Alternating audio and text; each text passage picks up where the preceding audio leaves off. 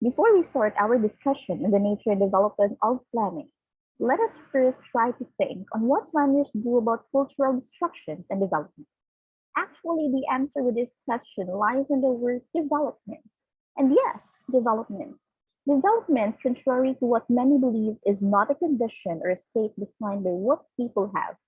Rather, it is a capacity defined by what they can do with whatever they have to improve their quality of life and that of others. Now, let's take this example. A man can build a house with good tools and materials than without them. On the other hand, a developed man can build a house with whatever tools and materials he has than a less privileged man with the same resources. Let's put it in another way.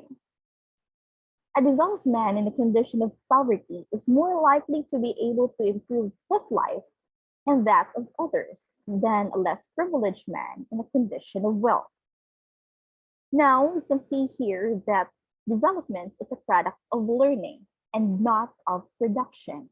And learning how to use oneself and one's environment to better meet one's needs and those of others. And just like a government cannot develop a country. It can only help its country develop itself. Now, the question is, how can we plan development to be understood in this way? The answer to that question is, we have to remember that planning is effective if it is participatory. Again, effective development must be participatory. So places like France, Paris, Philadelphia, and of course Mexico have engaged in participatory planning. And in order to be sure, organizing a nation as large as Mexico to plan its own development is difficult. But as France showed, it is not impossible. And how can it be done? Of course, by sustaining participatory planning. In order to sustain participatory planning, we have to remember that participatory planning cannot be sustained unless the relevant population is willing to invest its time, effort, and resources in it. And what can sustain such commitment? Of course, ideas can.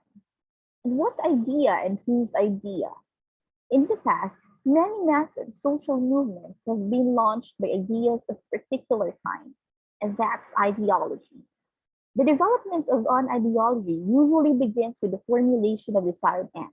Then, a very detailed set of means is worked out. A set is eventually accepted as one and only way to the desired ends. We also have to remember that ideologies may succeed in unifying some, but usually against the others, the enemy. So we can say that ideologies are not good enough.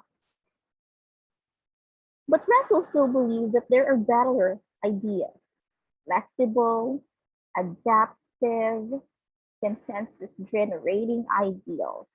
And these can be generated by an idealized redesign of the system planned for. But before we proceed with that topic, let us answer first this question.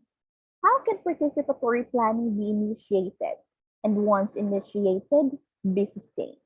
Please proceed to the next page and answer the question.